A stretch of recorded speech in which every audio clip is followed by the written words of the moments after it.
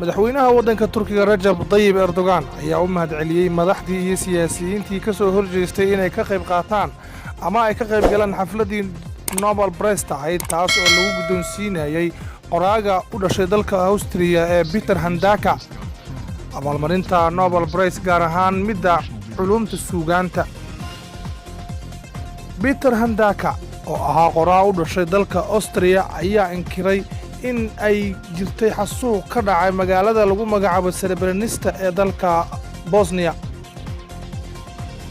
Erdogan ayaa ku tilmaamay Handke inuu yahay wakiil matalaya koox siyaasadeed dhiigga muslimiinta isagoo sheegay in abaalmarintan bixinteeda gaar ahaan marka la guddoonsiiyay Handke inay ka dhigan tahay inay jirto koox u dooda isaga.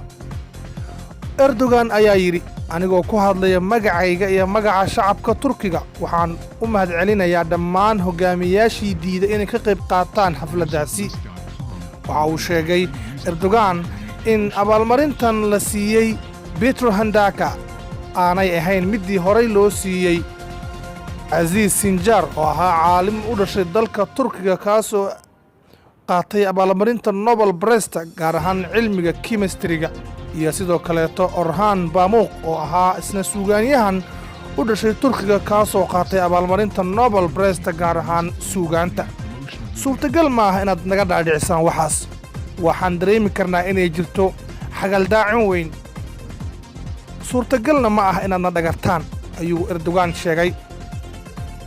akademiyadda boqortooyada Sweden ayaa bixisa abaalmarinta Nobel Prize.